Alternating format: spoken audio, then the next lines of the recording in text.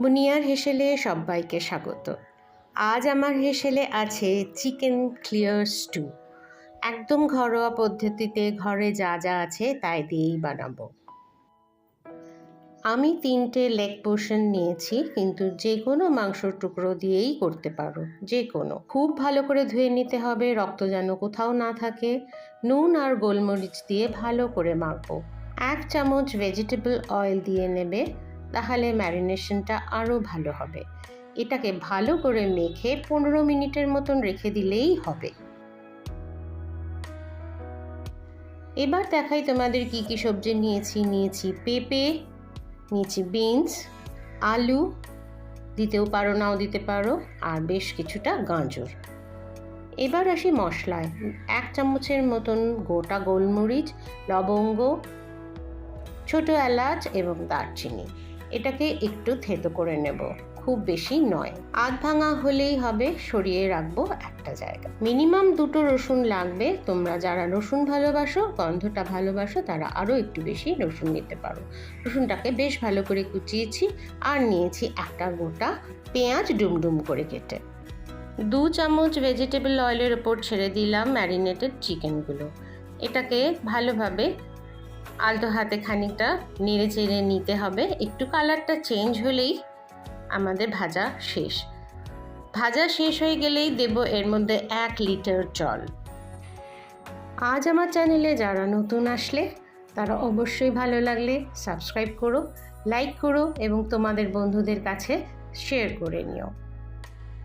জল দিয়ে সমস্ত চিকেনগুলোকে ঢেকে একটু ঢাকা দিয়ে রাখবো। 2 মিনিট হাই ফ্লেমে টকবক করে ফুটিয়ে নেব। ঢাকনা তুললেই দেখতে পাবে কড়াইয়ের পাশে এরকম কালো কালো জিনিসগুলি জমেছে। এগুলো আর কিছুই নয়, এগুলো ইমপিউরিটিস, যেগুলো তোমার চিকেন থেকে বেরিয়েছে। এই কালো জিনিসগুলোকে, নোংরাগুলোকে খুব ভালো করে সরিয়ে ফেলতে হবে। স্টকটা হবে ঠিক এইরকম ক্লিয়ার, ক্রিস্টাল ক্লিয়ার। মাংস কিন্তু 80% সেদ্ধ হয়ে গিয়েছে। এবার এটাকে ঢাকা দিয়ে রেখে দেবো। অন্য একটা পাত্রে নিয়ে নিলাম 1 টেবিল স্পুন বাটার।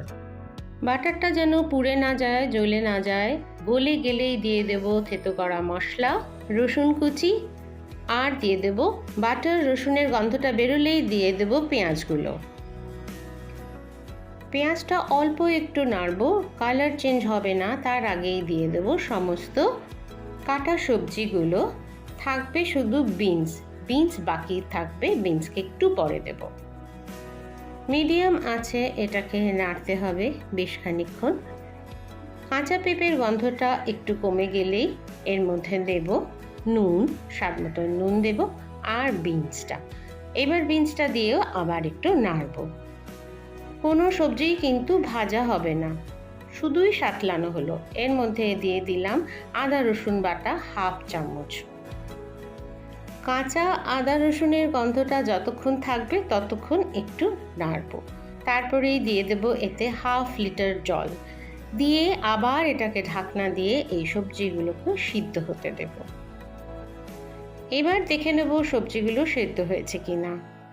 আলু এবং পেঁপে সেদ্ধ হয়ে গেছে, মানে সব কিছুই সেদ্ধ হয়ে গেছে। এই অবস্থায় চিকেন স্টকটা পুরোটাই দিয়ে দেব, সঙ্গে মাংসগুলোও দিয়ে দেব। একসঙ্গে ফুটতে হবে। স্টকটা একটু ঠান্ডা হয়ে গেছে, তাই একটু একসঙ্গে দুটোকে ফুটিয়ে নিতে আমার একটু সময় লাগলো। যদি সঙ্গে সঙ্গে একই সাথে দুটো রান্না করা যায় তাহলে কিন্তু আর কোনো প্রবলেম হয় না। 5 মিনিট পর ফিরে আসলাম, সমস্ত একসঙ্গে ফুটে উঠেছে। রান্না শেষ প্রায়, কিন্তু শেষে একটা গুরুত্বপূর্ণ কাজ বাকি আছে। নিচ্ছি 1 চামচ কর্নফ্লাওয়ার আর 2 চামচ জল। এটাকে ভালো করে মিশিয়ে ওই টকবক করে যখন ফুটছে সেই সময় দিয়ে দেব এবং ভালো করে মিশিয়ে দেব। এর থেকে বেশি কর্নফ্লাওয়ার কিন্তু কখনোই দিও না, তাহলে জিনিসটা ক্লিয়ার থাকবে না। ব্রেড, বাটার আর স্টু জমে যাবে আজকের ডিনার। স্টুটা খুবই হেলদি হয়, খুবই ভালো খেতে হয়। চিকেন স্টকটা যত ক্লিয়ার হবে তত খেতে ভালো হবে। আগে চিকেন স্টকটা একদিকে বসিয়ে দাও, আর তার পাশে খানিকক্ষণ পরে শুরু করো সবজিগুলো বসানো। দেখবে দুটো মোটামুটি একই সঙ্গে হয়ে গেছে। মিশিয়ে দিলেই স্টু রেডি। আজ আমার চ্যানেলে যারা নতুন আসলেন সবাইকে স্বাগত, সবাইকে ভালোবাসা অনেক অনেক। ভালো লাগলে অবশ্যই সাবস্ক্রাইব করে নিও, লাইক করো, শেয়ার করো, কমেন্টস করলে তো আরো ভালো লাগবে। সবাই ঠিক এইভাবেই পাশে থাকো বন্ধুরা, ভালো খাও, ভালো থাকো।